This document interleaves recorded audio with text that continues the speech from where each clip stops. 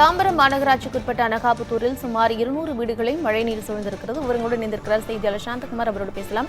சாந்தகுமார், நீங்க இருக்கக்கூடிய பகுதியில் வெள்ளம் எப்படி இருக்கிறது? அங்க இருக்கக்கூடிய மக்கள் பாதுகாப்பான இடங்கள்ல இருக்கிறாங்களா? உங்களுக்கு தேவையான உணவு உள்ளிட்ட அத்தியாவசிய தேவைகள் எல்லாம் கிடைக்கிறதா?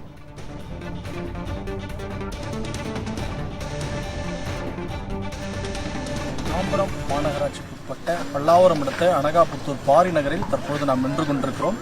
இந்த பாரி நகர் பகுதியில் கிட்டத்தட்ட 200க்கும் மேற்பட்ட வீடுகள் இருக்கிறது. கிட்டத்தட்ட 1000க்கும் மேற்பட்ட மக்கள் வசித்து வருகின்றனர். இந்த பகுதியில் நேற்று பெய்த கனமழையின் காரணமாக இடுப்பளவிற்கு மழைநீர் தேங்கி இருக்கிறது.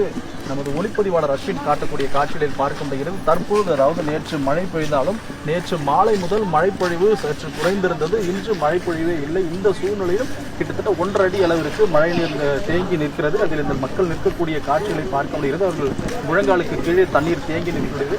அத்தியாவசிய பொருட்களை வாங்குவதற்கு கூட அவர்கள் வெளியே செல்ல சிரமமாக இருப்பதாக தெரிவித்திருக்கிறார்கள்.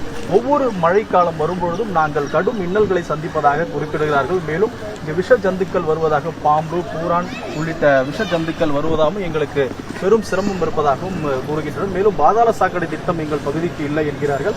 மழைநீர் வடிகால்வாய்கள் கட்டப்பட்டிருந்தாலும் அது தாழ்வாக இருப்பதால் இங்கு இருக்கக்கூடிய மழைநீர் வெளியே செல்வதில் கடும் சிரமம் ஏற்படுவதாகவும் குற்றச்சாட்டுகளை முன்வைக்கின்றார்கள். இந்த பகுதியில் வசிக்கக்கூடிய மக்களிடம் நாம் கேட்கலாம், அவர்கள் என்னென்ன பிரச்சனைகளை சந்திக்கிறார்கள், இந்த வெள்ள நீர் சூழ்ந்திருப்பதால் ஏற்படக்கூடிய பிரச்சனைகள் என்ன, சிரமங்கள் என்ன என்பதை கேட்டு சார் வணக்கம். பாரிநகர் பகுதியில் வசித்து வருகிற வெள்ள நீர் வந்து சூழ்ந்திருக்கிறது, என்ன மாதிரியான பிரச்சனை சந்திச்சாங்க, உங்களுக்கான உணவு உள்ளிட்ட அத்தியாவசிய தேவைகள்லாம் கிடைச்சிருக்கு சொல்லுங்கள். 500 மேலே இருக்காங்க. வருஷம் வருவாங்க, தண்ணி கீழே நிற்கும். யாருமே ஆசீர்வாதம் வருவாங்க, வெடிக்கணும் பார்த்து கட்டி போயிடுவாங்க. எல்லாருமே இங்கே பாம்பு எல்லாமே இருக்கும். ரொம்ப கஷ்டப்பட்டு வெளியே போகிறது, வெளியே வருது. வருஷம் இதே மாதிரி தான் இருக்கும். சரியான மழைநீர் வடிக்கிறது தெரியாது. தண்ணி எல்லாம் மோட்டர் போட மாட்டாங்க. தண்ணி அப்படியே நின்றுருக்கும். வருவாங்க, பார்ப்பாங்க.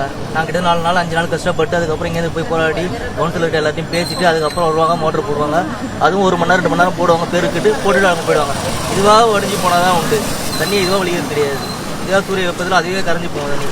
அது வரைக்கும் எதுவுமே பண்ண மாட்டாங்க. கடும் சிரமங்களை சந்திப்பதாக கேட்கிறார். இங்கே ஒரு பெண்மணி இருக்கிறார்கள், அவரிடம் கேட்கலாம் என்ன பிரச்சனை என்று. மேடம் வணக்கம்.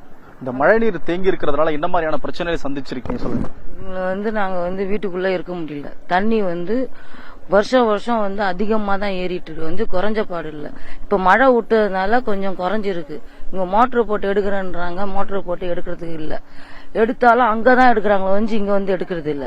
அப்படியே சொன்னாலும் ஒரு பால் பாக்கெட்டுக்கோ ஒரு கடைக்கு போறதுக்கோ ஒண்ணுமே முடியல. குழந்தைங்களுக்கு எல்லாம் போய் பால் வாங்கலாம். நைட்ல ஒரு 6 மணி ஆயிடுச்சுனாலே இந்த பக்கம் வெளியில யாருமே வர முடியல. அந்த மாதிரி சூழ்நிலை நாங்க இங்க இருக்கிறோம். 1 வருஷம் இல்ல, இந்த 12 வருஷமா இந்த இடத்துல இப்படிதான் நடந்துட்டு இருக்கு.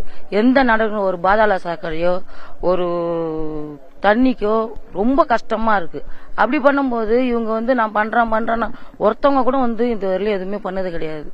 ஒரு பால் பாக்கெட் கூட கொண்டாந்து கொடுக்கறது கிடையாது. அப்படி இருக்கும்போது நாங்க என்ன பண்ண முடியுங்க? 400 வீடு இருக்குதுக்குள்ள.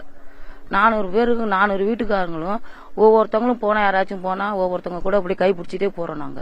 அப்படி இருக்கும்போது நாங்க என்ன பண்ண முடியும்? நீங்க சொல்லுங்க. இந்த மாதிரி பண்ணா இந்த மாதிரி ஒவ்வொரு நேரமும் அவங்கவுங்களும் ரொம்ப அந்த பாம்புங்கெல்லாம் பாத்தீங்கன்னா ரொம்ப கஷ்டமா இருக்கு.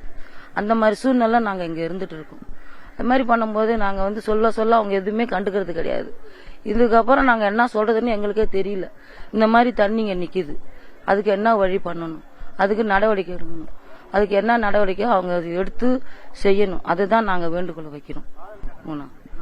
தாம்பரம் மாநகராட்சி சார்பில் உரிய அடிப்படை வசதிகளை மேற்கொண்டு தர வேண்டும் என்பதே இந்த மக்களின் பிரதான கோரிக்கையாக இருக்கிறது.